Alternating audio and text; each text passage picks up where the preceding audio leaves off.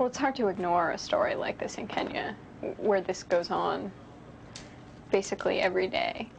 But it's not easy to document.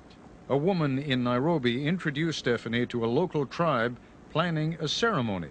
There, Stephanie met Seta, the focus of the ceremony. Sometimes a family will circumcise all the girls on the same day. If a few girls are close in age, they'll all be on the same day. Seta was quite old. She was 16, and she should have gone through this maybe 2 years before. She was the first girl in her village ever to go to school, and her teachers had told her, they had told her class that it was a bad thing and that it was painful and it was dangerous. And so she had that knowledge that the other girls never had. This is her father and his friends, and they'll spend many days drinking and celebrating the circumcision ceremony.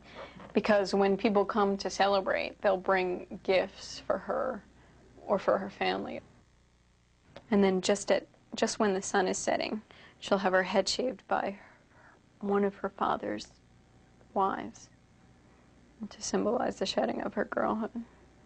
This is the night before her circumcision.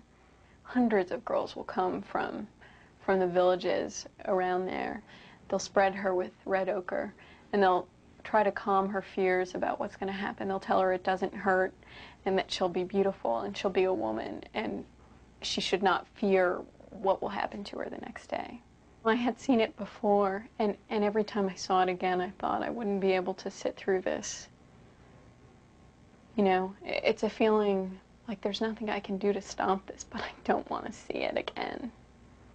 This is just after they set her on the mat, and she's actually forbidden to cry or show any emotion. So she puts her hands over her eyes in an effort to not show any emotion. All her limbs are held by the women, and the men are nowhere in sight. It's taboo for men to watch.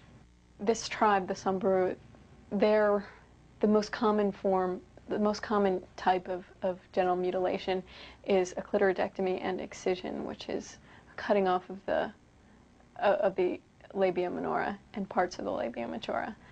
And this is her just as she starts to scream. And she's screaming, "Why are you trying to kill me? Why can't you save me? Oh, Mom, why are you doing this to me?" And this is her feet in the blood just after she stood up. The white part is the goat's fat that's used to stop the bleeding. And that's the razor that's used. And on her hand is the goat fat. It's the only time in a woman's life that she's given any status in society. It's the only day. And without going through this, she will never be anything in her culture. She might as well leave. I mean, she would be completely banished from her tribe. And Seta willingly came home. She knew this was bad, and she came home for it. Hundreds of people came to celebrate. They sing and dance all day. They eat and they drink all day. When they put her inside her house, the women were in there making tea, and they were just not paying any attention to her, and she was just sort of bracing herself against this pain that was hitting her. They say the pain comes afterwards, more. She understood that I was probably the only person that empathized with her. So when Seta was sitting on her bed, she was looking at me saying, "I'm dying, I'm going to die, I'm going to bleed to death. Can you help me?" I was so close to the story and so attached to it that I really didn't think I had done anything coherent. So I'm sitting here looking at this girl who I think is just going to bleed to death and thinking I couldn't even make her an example of what happens every day. When the pain had subsided somewhat, she got up and she sort of staggered out to the bush. She was woozy from the loss of blood, and that's her examining herself to make sure she's been cut properly. And if she isn't, they'll operate again. It's such an injustice.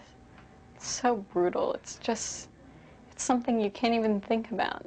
I mean, to this day, I wake up and think, did that really happen? You know, did that happen in front of me? Does this go on every day? It just blows my mind still.